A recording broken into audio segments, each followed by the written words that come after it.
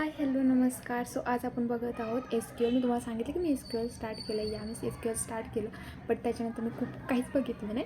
So मी आज बघते तर SQL म्हणजे स्ट्रक्चर क्युरी लँग्वेज आहे, ज्याच्यामध्ये क्रिएट डेटाबेस कसा क्रिएट करायचा, क्रिएट टेबल कसा करायचा, त्या टेबलमध्ये व्हॅल्यूज कशा इन्सर्ट टाकायच्या. सो अशा पद्धतीनं मी आज बघितलं आहे. सो मी तुम्हाला या व्हिडिओमध्ये मी ते दाखवते. So let's try. So please like करा, शेअर करा आणि सबस्क्राईब करा आपल्या यूट्यूब चॅनलला. या सो आपण आता एक SQL क्वेरी तयार करतो.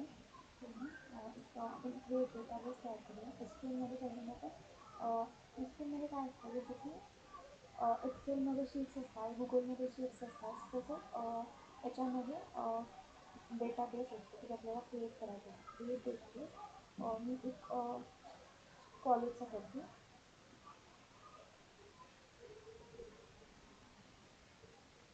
एक कॉलेजचा मी डेटाबेस तयार करते की जो तुम्हाला यूज करायचा आहे, तो यूज करायचा आहे.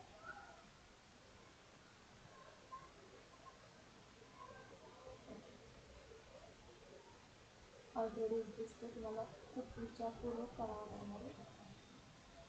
त्यानंतर ऑलरेडी एक्झिस्ट आपल्याला मिळते. सो याच्यामध्ये मी क्रिएट टेबल करते, कारण SQL ही आपण बघितलं होतं की स्ट्रक्चर क्वेरी लँग्वेज म्हणजे ज्याच्यामध्ये काय असतं, क्रिएट टेबल असतं. आपण एक स्टुडंट वन नावाचा टेबल तयार करूया की ज्याच्यामध्ये आपल्याला काही डेटा हवा असेल तिथं आपण टाकू शकतो. सोबत मला याच्यात आहे की स्टुडंट ID इन आणि ती जी प्रायमरी की असेल. आता प्रायमरी की तुम्हाला समजलं, माझा ऑलरेडी कन्व्हर्ट झाली तुम्हाला माहिती आहे.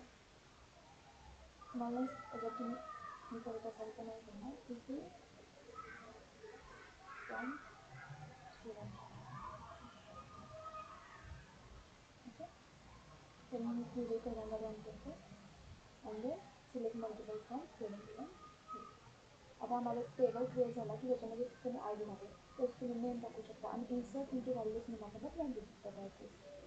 So that's it for today. Please like करा, शेअर करा आणि सबस्क्राईब करा आपल्या यूट्यूब चॅनल.